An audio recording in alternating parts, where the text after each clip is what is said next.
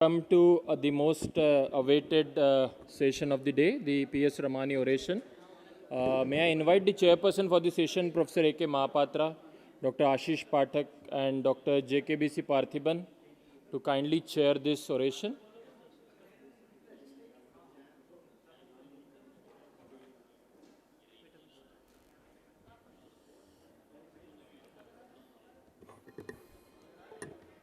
Yeah.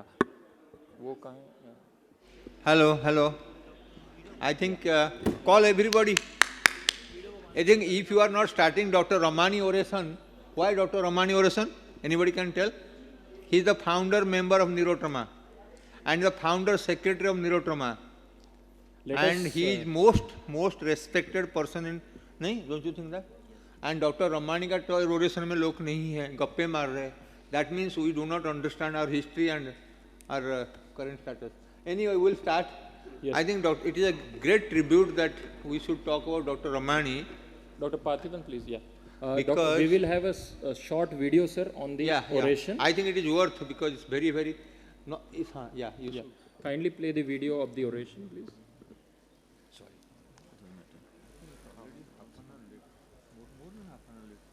A 10-kilometer walk to 20 if there was NCC in the warm climes of Goa.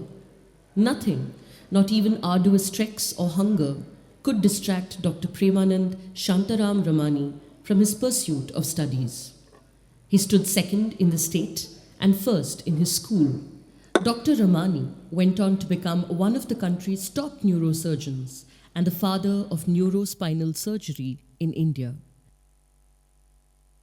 Popularly called PLIF Ramani rather than PS Ramani for the technique of posterior lumbar interbody fusion, which has become world-renowned in its ability to stabilize an unstable lumbar spine, Dr. Ramani has pioneered many a technique in the world of neurosurgery.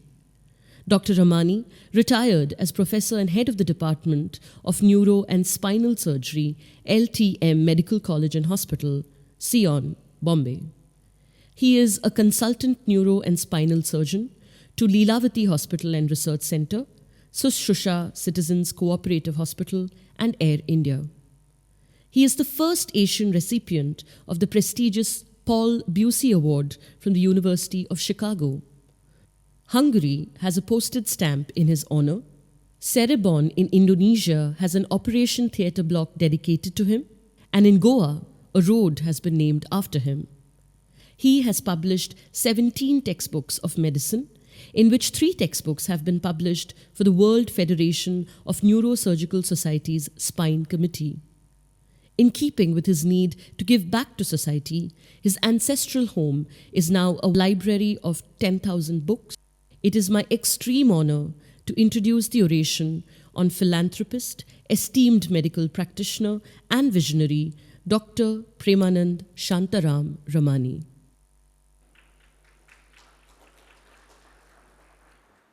I have the pleasure of introducing the orator of this year, Dr. K.Ganapathy.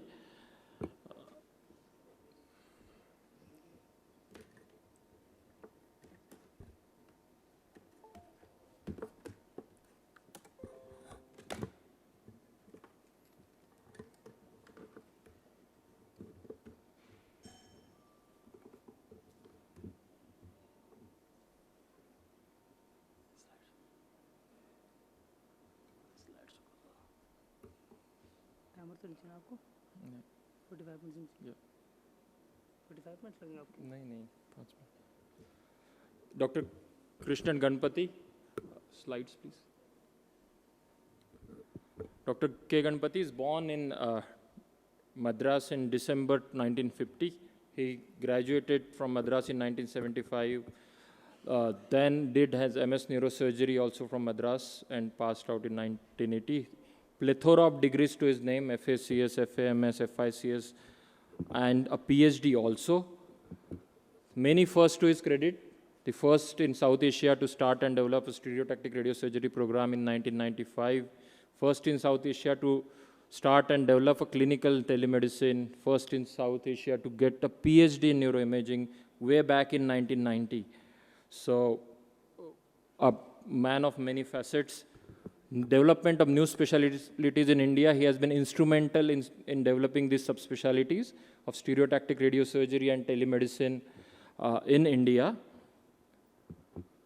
Many accolades, many awards. He has been a past president of the Telemedicine Society of India, former secretary as well as the past president of the Neurological Society of India, which is the biggest conglomeration of neurosurgeons in India, past president of Indian Society of Stereotactic Functional Neurosurgery, still an emeritus professor at the MGR University in Chennai. And of course, also because of his innovative ideas, he was an adjunct professor with IIT Madras. Chapters, books, papers, presentation, these are in hundreds. And if you visit this website, you will get to know more about Dr. Ganapathy, and definitely it's very inspiring to go through the website. He is a family man. You can see a young Dr. Ganapathy, and this is his family. The son and the daughter are engineers, and son is working in the USA, and the daughter in Chennai. And as he aptly described, that HOD of the Ganapathy family is Madam, and we appreciate that feeling. Many public awareness lectures to the scientific lecture delivery. He has been a very active man, even at the age of 69.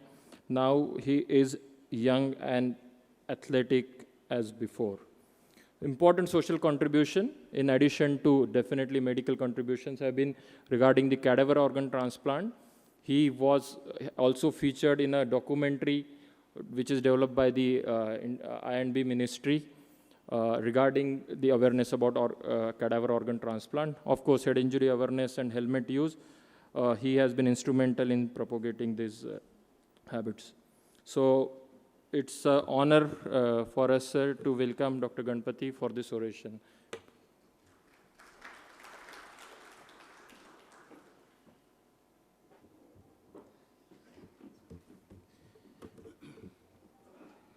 Yes, thank you, everybody, for this honor. It's customary to talk a few minutes about the person on whom the oration is being held. This has already been done by predecessor. I have had the privilege of knowing Dr. Ramani for more than 4 decades, and I wish you were here, sir. You continue to be a source of inspiration as when I first met you about 4 decades ago. Ladies and gentlemen, in the next 1,500 seconds, I hope to convince every one of you that we would be doing an injustice, a malpractice, not only to our patients, but also to our children, great-grandchildren, etc., if we do not embrace telemedicine or telehealth, as I would like to call it. What has the telemedicine got to do with neurotrauma? I would like to give you solid facts, and I hope you will be convinced. A paper which I published in Neurology India 4 years ago, which has been downloaded almost 10,000 times, convincingly demonstrated that as on September 2015, when the study was done, there was not a single neurologist or neurosurgeon who was a member of the IAN or NSI, whose database I extensively analyzed, in a population of 935 million Indians. Even assuming a 5% error, we all know that today the distribution of neurosurgeons in India is lopsided. Less than 2,000, most of us live in the big cities, in the metros, as you can see in this paper in great detail. The earlier speakers this morning have already told you about statistics. To an audience like this, it's converting the converted. I don't have to tell you that in India, every 3 minutes, by the time my talk is over, 10 people would have died somewhere of brain injury in this country. And again, not in the lifetime of my great-great-great-grandchildren are there going to be enough neurosurgeons, brick-and-mortar hospitals, and so on. India is indeed a paradox. TRI, in a recent report, said that the tele-density of rural India is a staggering 60%. How many of you know in Delhi that there are 180 SIM cards for every 100 of the population? 25% of India's mobile phones have already become smart cards. In a few years, India will become the world's leader in accessing the internet through mobile broadband.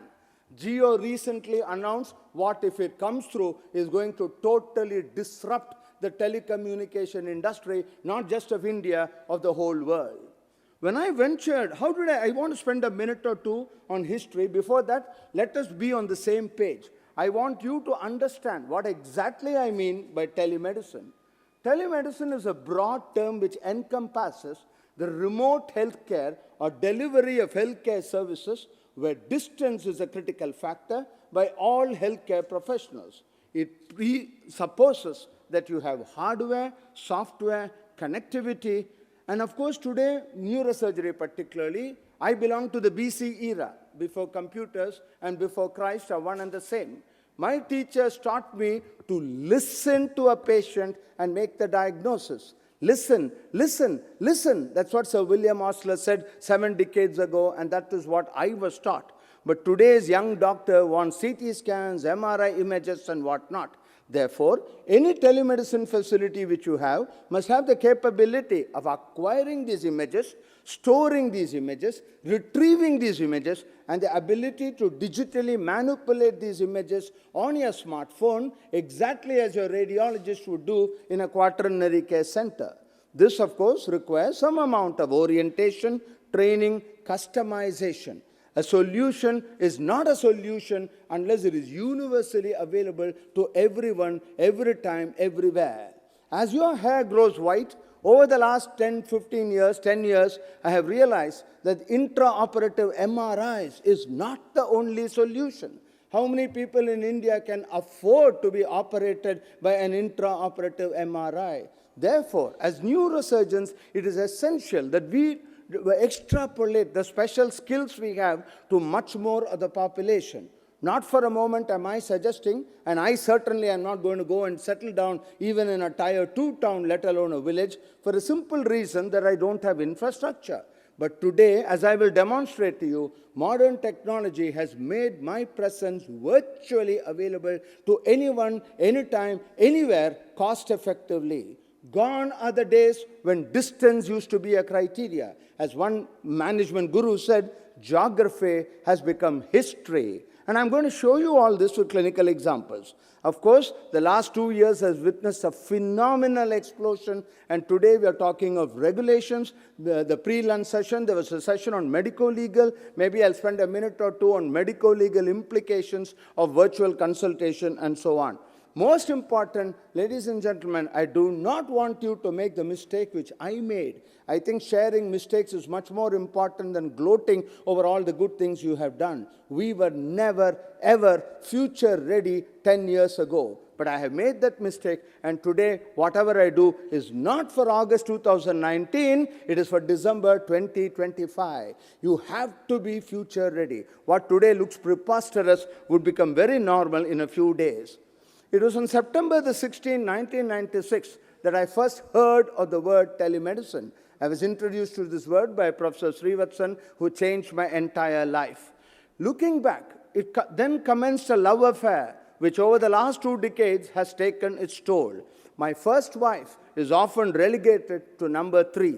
My initial passion was neurosurgery, then I got married, now it is telehealth, and therefore I'm very thankful to the Neurotrauma Society for giving me this opportunity to combine 2 specialties, both of whom I've fallen in love with over the last 4 decades and 2 decades respectively. Look at the slide on the right. It is preposterous. Today I would not do it. But then when you are young, 40 years old, and secretary of a neurological society, I had the gumption to send a mail to the secretary of the Association of Rural Surgeons of India, asking him in 1995, 25 years ago, why don't you develop telemedicine? But surprisingly, he replied, but we were just too far ahead of the time. It looks silly to put this photograph today, absolutely silly. My grandson laughs and ridicules me because He communicates with his cousins in New York, US and Japan, multi-point video conferencing on his smartphone. That's what he does. And what did I do? The first time in a hospital, to the best of my knowledge, is the very first time, or maybe the second or third time in India, that a hospital developed video conferencing, and we held several conferences with Professor Kanno, with UDMNJ and so on. In fact, we even invited the Consul General in Chennai to come and preside over it. Such was the feeling we evoked 20 years ago. Today, of course, this is just of historical importance. Coming back to neurosciences and telemedicine, in Chennai, because I am there personally, I'm able to drive it a little more than the other Apollo hospitals in the rest of the country, which also do telemedicine. We have done about 16,000 neurological, neurosurgical teleconsults, probably about 8% of which I have contributed personally over the last 20 years. Now, this is just a state of the mind. Technology is not essential at all. You can look at this photograph. The TV monitor itself shows it's an old one. It was taken in 2001. Now, for people in this room, it takes us 120 seconds, not more than that, to do a complete neurological examination for a neurotrauma patient. You are not going to assess rectal sphincter tone. You are not going to do perianal anesthesia. You're not going to do vibration sense and joint sense. It takes me 60 seconds to ask the patient to look to the left, to look to the right, etc., etc. I can cranial nerve examination, no cerebellar signs, no hemiparesis, etc. And this CT scan which you see over there, the small contusion which you see on the right-hand side, the radiologist reports it in great radiological terms, 12-size font, dark size, and the poor patient gets totally flabbergasted. It takes us 20 seconds to say that this is innocuous, no anticonvulsants are required, no treatment, nothing is required, etc. And it takes 3.5 minutes of my time to advise an MS general surgery who is located in a remote little town in India. We have done this thousands of times. Nothing great about it. It is certainly not equal to removing a brainstem glioma. But then in its own way, we have ensured that these patients do not come to big cities. Neuro-ophthalmic examination in great detail I can do using commercially available software already available in the form of a tablet, in tablets and iPads and what have you. Everything is already available.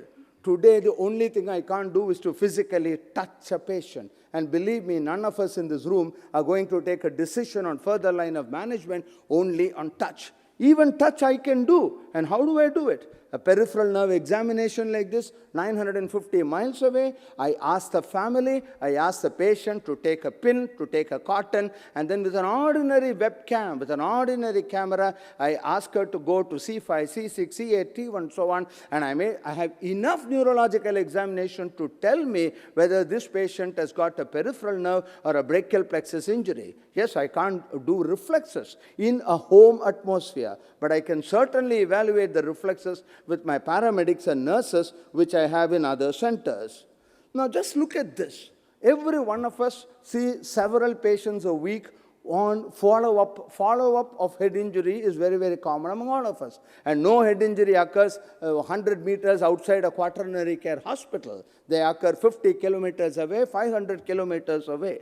And I was pleasantly surprised when this person, and I belong to the old generation, I said, I will not give an opinion on a CT scan. I need to see the patient. They told me, sir, very difficult to bring the patient, and it will cost thousands of rupees for us to bring. I said, fine, is there someone at home with a mobile phone? They said yes. And here you can see with an ordinary mobile phone, this is not even a smartphone, they have captured all the photographs and I evaluated it offline. It was not a live teleconsultation, but this is all that I require. I can see the patient requires assistance for daily life, and this is how they're making him walk. This is all the information that I require to be able to manage the patient very, very effectively, exactly the same as I would have done in the normal course.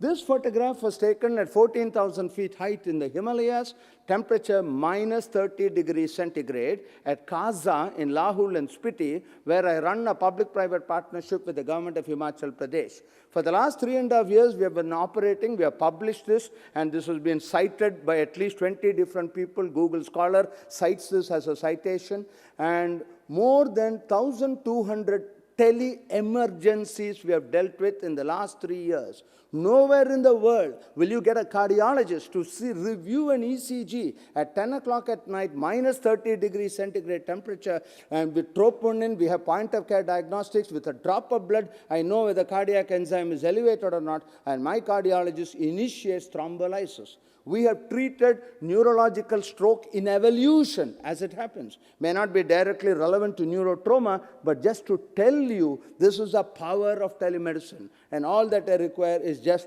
good connectivity. It's all a mindset. Today, maybe I would not have done this, but then 15 years ago, I was less mature. Medico-legal problems were not as much as it is now. I was very confident with a MS general surgeon, a young person in Apollo Hospital's Aragonda, which is a village hospital with a CT scan. There's an MS general surgery there. So I said, I will mentor you in the theater. All I want is a camera, focus the camera. Whole procedure will take 40 minutes, and I will do it from my office, from my room. I told him to put a self-retainer, expose the depressed fragment, and so on and so forth. Guided him for this very relatively simple surgery, a compound depressed fracture, and you can see post-operatively, even the wound is held well. We have done this on a couple of occasions where we have done what is called telementoring. Now, it's going to be impossible for there to be enough neurosurgeons to be able to handle all this. All these people will have to come to the big cities, spend thousands of rupees, even if they're going to a government hospital. I said earlier, distance is meaningless. This is a patient from Uganda. We are part of a Government of India Pan-African e-network project. 42 countries in Africa are connected to my telemedicine department. And again, to any of us, it takes us 2 minutes to see that bead of pus there in a post-head injury patient. You know that he will develop osteomyelitis, extradural brain abscess, intracerebral abscess, meningitis, ventriculitis, blah, blah, blah. And therefore, it is better, safer to remove the bone flap in the situation there where you may not get appropriate antibiotics, close monitoring may not be available, and so on and so forth. So here I am sitting in Madras advising a general surgeon, not a neurosurgeon, a general surgeon in Uganda, telling him what is to be done. We have done at least about 10 to 15 neurosurgical cases, head injuries, a couple, 2 or 3 of them. This is one of my favorite slides, which most people who have attended my telemedicine lectures would have seen ad nauseum. This is just again to show you what can happen in the real world. Port Blair, Andaman and Nicobar Islands. I went there about 14 years ago at the invitation of the government to give a talk. A smart CT technician was there. He had listened to my talk. 3 weeks later, I just get a call in my house. Somehow he found out my house number. At that time, there was only one email in the entire Port Andaman and Nicobar Islands. That was with the chief secretary, who also was home secretary, health secretary, finance secretary, etc., etc. So this smart boy said, sir, you are talking so much of telemedicine. There is no doctor here. I managed to get a scan done. Patient is unconscious. What do I do? I said, okay, you have a mobile phone. 15 years ago. He said, yes.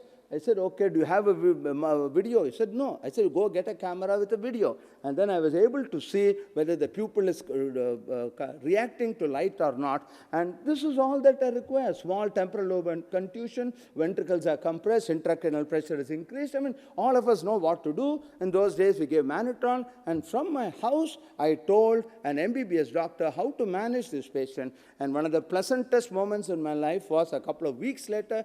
I totally forgot about it. Some 35-year-old guy comes with a dozen apples and then says, I understand you are the person who guided it. He came by ship from Andaman and Nicobar Island. Thank you very much, sir. A small token of my gratitude. This is the power of telemedicine. Takes 2, 3, 5 minutes of my time. All that is required. You don't require sophisticated technology. All that you require is a mindset and a willingness to do it.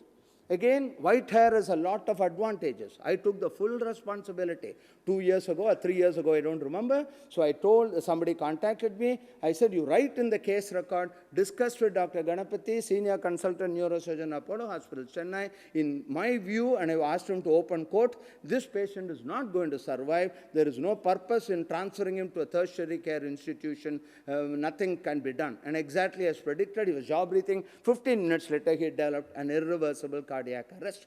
The family was grateful to me because I prevented them from spending not only tens of thousands of rupees, but taking a dead body across states, across police, post offices, and it's extremely difficult. So this is the power of telemedicine, what you are able to do. This is very simple now. All of us do it. And today, of course, I have installed in my phone the DICOM software. So if necessary, I can change the window level, window width. I can do anything which a radiologist at a high-level quaternary care hospital can do on his big console. Today, my smartphone is equivalent to a radiologist's console at wherever he is. Now, this is a slide which I borrowed. Of course, today I don't need to borrow slides. I can use these We're looking slides. for all the usual things in a stroke patient, any evidence of acute intracranial hemorrhage. So this is exactly what we can do, the previous one, everything I can do. This was another patient who had come to me a couple of months ago, and again I told him the same story. I said, sorry, without clinical examination, I cannot do it. He said, sir, just give me 2 minutes. And I got the shock of my life when he took out his mobile phone, called his brother, asked his brother to focus on his mother. And here you can see, I am seeing the patient in my office room. I am able to see in detail. She's again a post-head injury case, requires active assistance in daily life and so on. This normally what would have happened? You don't, again, it's wrong to think that it is sexy to treat people in villages. Why not treat somebody in a big town, in a big city? Why not treat a rich person also? And this lady was otherwise she would have had to come from the 5th floor, get into a car, no place to park the car in all the big cities, etc. It would have meant several hours, not only for her, but for other people. And you can see every bit of information which I wanted, I already got without any extra technology, nothing. This again was a very interesting experience for me. About 3 years ago, I had gone to the Himalayas, government of Himachal Pradesh. We had conducted a camp. I saw more than 150 neurological patients at that time. And when this lady told me that she has had an MRI done for a low back pain disc, I said, look, I can't give an opinion without this. I see you have no pictures, nothing I wanted. She said, just a minute, sir, opened her bag, took out the phone, and I got the shock of my life when I found that she had taken this was 2 years ago in the Himalayas. She had taken photographs of every single report and stored it in her phone. This is what the new India is all about. So now here again, another patient in a small town. Please look at the camera. This is the patient's house. Now this is a bilateral chronic subdural hematoma, fairly large hematoma. I'm sure a younger doctor would have operated, but the patient had no neurological deficit, and I was very uncomfortable in asking them to come all the way to Madras for multiple boroughs. I was very confident that's a reliable patient, slightest change they would inform me, and so I managed this patient remotely from my house over a period of 6 weeks. Every few days, did a follow-up neurological examination. The hematoma got absorbed completely. So this is in their house. I don't need anything. An ordinary camera, this is all that is required. Now, again, imagine the thrill of a patient at 2 o'clock in the morning. It's very unlikely that a very senior neurosurgeon will go to the emergency at 2 o'clock in the morning. But when the patient knows that the primary consultant, in this case me, so here I'm talking with my resident on duty. It was my admission day. So I'm asking the resident on duty to show me the patient, to examine the patient. It's far easier for me to switch on my laptop at 2 in the morning rather than to get into my car and go a few kilometers to see a single patient. So this is what we do almost regularly now. Patients are delighted that the senior most doctor is able to see them at 24 hours a day within 10 to 15 minutes. Okay, my personal experience is over. I'm just going to put you on a time machine and take you with me on a journey which I'm absolutely sure the younger people sitting in this room are going to go through. Today, you can have a prefabricated pod like this. It's not at all difficult. Costs have come down tremendously. We all know that disasters occur, tsunami occurs, floods occur. So many things can happen when there is trauma, and not necessarily head injury, but spinal injuries as well. And it's very easy to put up something like this, put up a communication center. Today, you can see here a very sophisticated mobile LifeBot as it is called. They market it as the world's most advanced EMS and telemedicine. We can make similar products here, maybe less fancy, but at 1/10 the cost. Pre-hospital management. I'm certain that when the younger people here are going to be sitting in this podium and talking, you will be presenting papers on 100 cases of pre-hospital management. Today, I understand that AIIMS already has mobile CTs, which can go from floor to floor to the ICU. Maybe some other hospitals also have it. Costs are coming down, and our roads are getting better. With better and better roads, in 5 years from now, I'm sure that at least the Tier 1 cities will be having a CT in a mobile van. I know for certain many corporate hospitals are thinking on these lines. It's just a question of time before you do it. Now, once you do this, it is very, very simple. A good friend of mine called Rafit Litafi started the world's first pre-hospital telemedicine in an ambulance about 10 years ago. It's now become an absolute hit in the state of Arizona. So he has actually designed most of these things. And today, you probably read in the newspapers, the government of India has formally announced that 5G is going to be a reality within 2 years from now in India. And once we have 5G, all this will become extremely simple to do it. It's going to take time.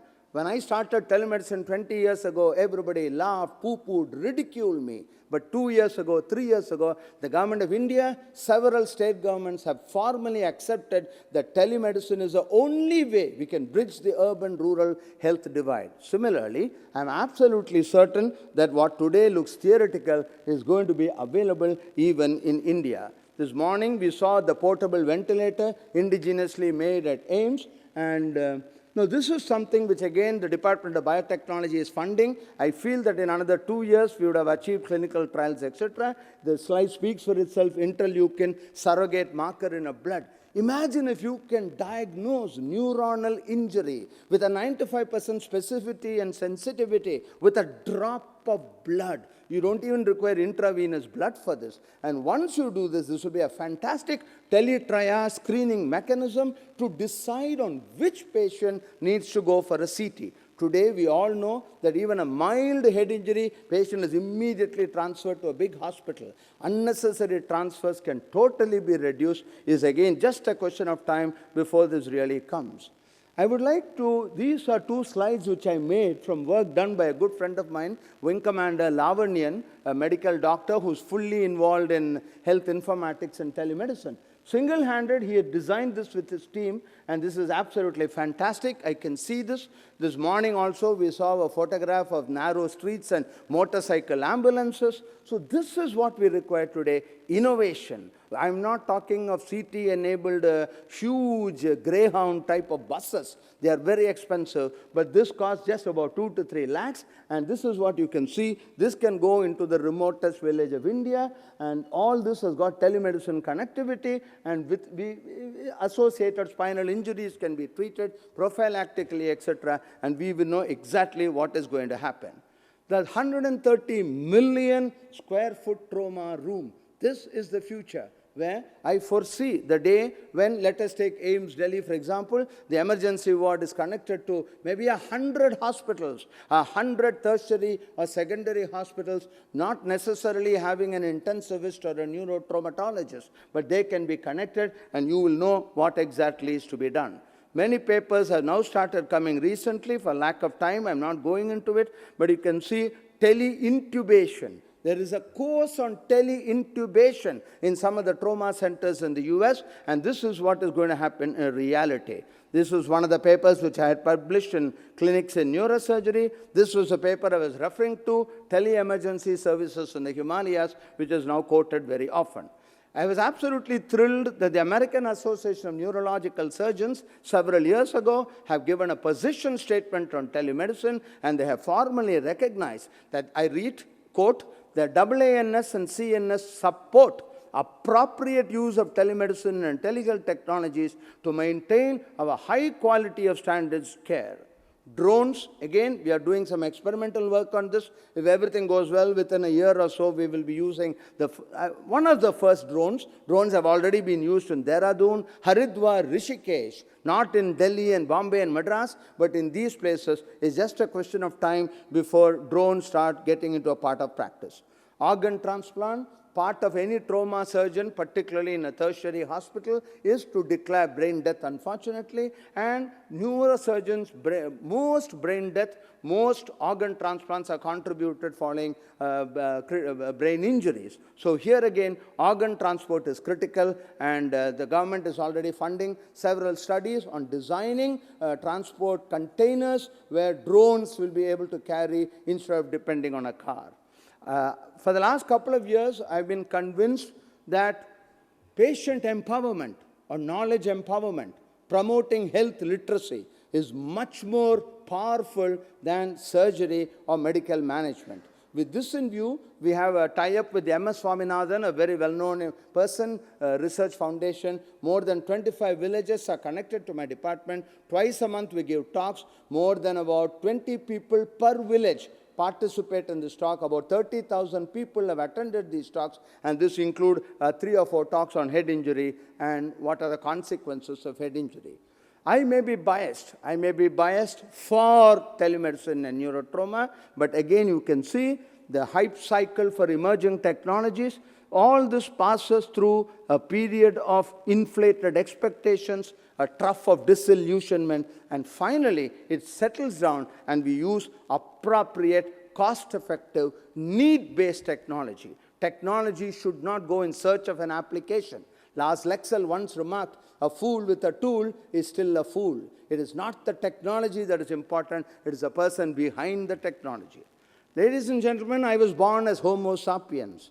Never did I ever think that I would leave this world not as Homo sapiens, but as Homo mobilicus. A new species which has come. Out of the 7.5 billion people, more than 2/3 of the world have now migrated from Homo sapiens to Homo mobilicus. It was my privilege to have met Marty Cooper, the inventor of the mobile phone, about 15 years ago at an American Telemedicine Association meeting. And to me, to my generation of people, discs were part of the spinal column. Tablets were something a doctor prescribed. But to the younger generation, discs mean something else, tablets mean something else. So chips was something you ate. But today, I don't think my grandchildren associate chips with something you eat. They obviously associate it with information technology. So out of sight was out of mind. Today, that's no longer true. So in conclusion, I think we should exploit and capitalize on the fact that 1/6 of the human world lives on Bharat, lives in India, and you can see that this is India's strength, not just India's challenge. It is 20 years since we embarked on telehealth. Our universe has changed. India should no longer follow high standards. We must set them. I strongly believe that I do not follow high standards. I would like to think that I set high standards. We no longer should strive to achieve world class. The world should strive to achieve India class. And I think it's definitely feasible.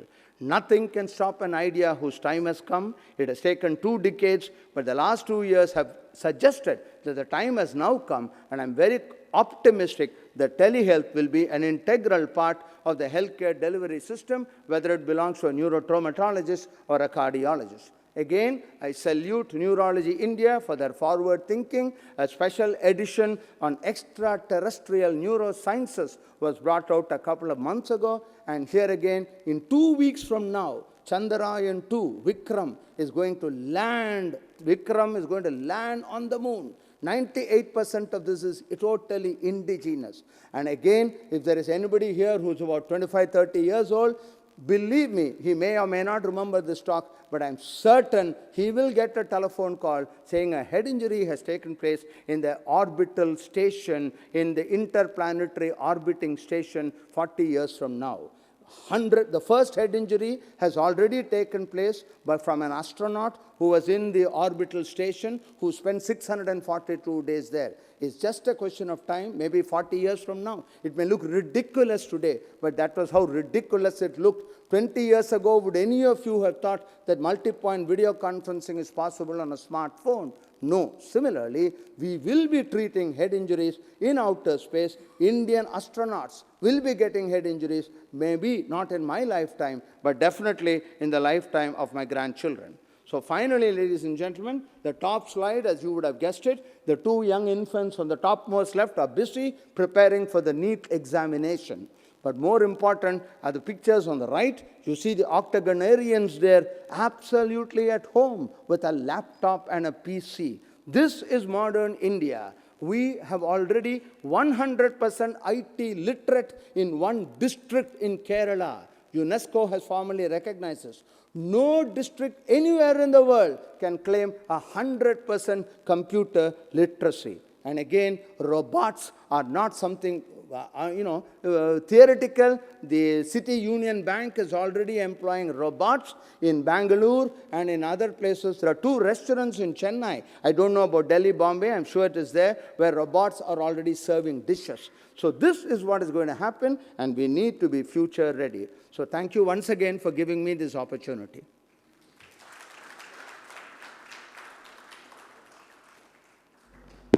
I think you have just experienced wonderful oration, and as customary, we don't have question, but I think it's very important for all of us, 3 generations, your generation, next generation, to understand the value of the technology in medicine. Technology in medicine. Thank you very much. We'll go there. As a customary now, we would felicitate the speaker, and the talk was so illuminating and really very much stimulating. We really appreciate.